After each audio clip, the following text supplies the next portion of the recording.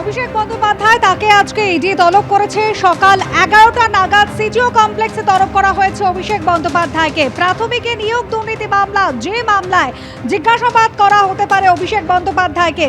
এর আগে দুর্নীতি মামলায় কেন্দ্রীয় এজেন্সি তদন্তে উঠে এসেছিল লিপস অ্যান্ড বাউন্সের নাম। আলিপুরের অফিসে অভিযানও চালিয়েছিল ইডি এবং এই লিপস অ্যান্ড বাউন্স সংস্থার সিইও হচ্ছেন অভিষেক বন্দ্যোপাধ্যায়। প্রকাশ সিনহা আমাদের প্রতিনিধি সরাসরি রয়েছেন আমাদের সঙ্গে। প্রকাশ, এর আগে অভিষেক বন্দ্যোপাধ্যায়কে জিজ্ঞাসাবাদ করা হয়েছে, নথি জমা হয়েছিল, আজ ফের তাকে তলব।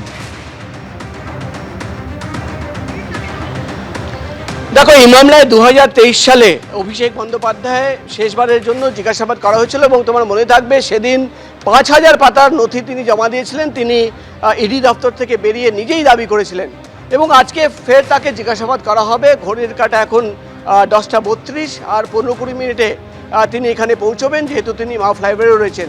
কিন্তু তাকে কি প্রশ্ন করা হবে? ইডি সূত্রের খবর, শুধুমাত্র সেই 5000 পাতার নথি নয়, এর মধ্যে একাধিক নতুন তথ্য সামনে আসছে, যার মধ্যে সবচেয়ে বড় তথ্য রয়েছে একটি অডিও রেকর্ডিং। বৈঠক হয়েছিল, বৈঠক কে করেছিল? বৈঠক করেছিল সুজয় কৃষ্ণ ভদ্র, কালীঘাটের কাকু, কুন্তল ঘোষ এবং একাধিক ব্যক্তিরা সেই বৈঠকে ছিল এবং সেই বৈঠকের কল রেকর্ডিং সিবিআইয়ের হাতে এসে পৌঁছয় এবং সেখানে কিভাবে চাকরি বিক্রি হবে, কত টাকায় চাকরি বিক্রি করা হবে, কোন কোন এজেন্ট কত টাকা তুলবে এবং সেই টাকার একটা মোটা অংশ যে অভিষেক ব্যানার্জির কাছে পৌঁছে যাবে, সেই কথা কিন্তু বারবার সুজয় কৃষ্ণ ভদ্রের মুখে শোনা যাচ্ছে। এবং কত টাকা দিলে অভিষেক বন্দ্যোপাধ্যায় রাজি হবেন, কত টাকা দিলে অভিষেক বন্দ্যোপাধ্যায় মানবে না, এই কথা কিন্তু সেই রেকর্ডিংয়ে রয়েছে। ইতিমধ্যেই তুমি জানো সিবিআই যে চার্জশিট, সেই চার্জশিটে কিন্তু এই কল রেকর্ডিংয়ের ট্রান্সক্রিপশন জমা পড়েছে এবং কিভাবে এই গোটা কনস্পিরেসির পার্ট ছিলেন অভিষেক বন্দ্যোপাধ্যায় এবং সুজয় কৃষ্ণ ভদ্র, সেই দাবি কিন্তু সিবিআই তরফে চার্জশিটে করা হয়েছে।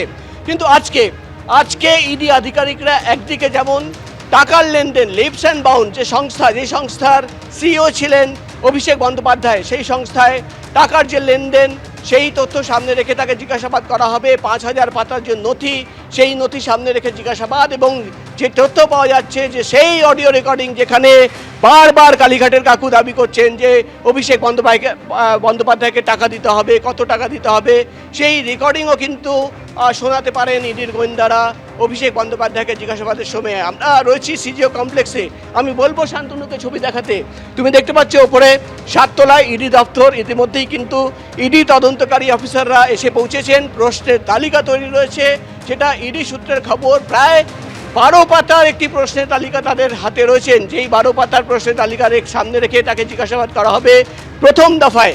এবং অভিষেক বন্দ্যোপাধ্যায় কি উত্তর দেন তার উপরেই কিন্তু ডিপেন্ড করবে যে তার জিজ্ঞাসাবাদের প্রক্রিয়া কোন দিকে ঘুরবে। সব মিলিয়ে কিন্তু ইডি আধিকারিকরা রেডি।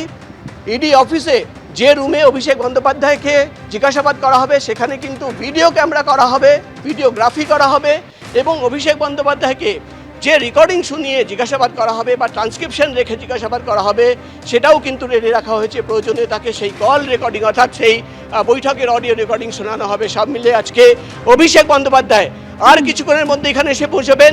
তিনি ঢোকার সময় আমরা তার প্রতিক্রিয়া নেওয়ার চেষ্টা করব, তিনি কি বলেন সেটাই দেখার বিষয় এবং আজকে জিজ্ঞাসাবাদের শেষে আর কি তথ্য বেরিয়ে আসলো সেটাই কিন্তু দেখার বিষয়।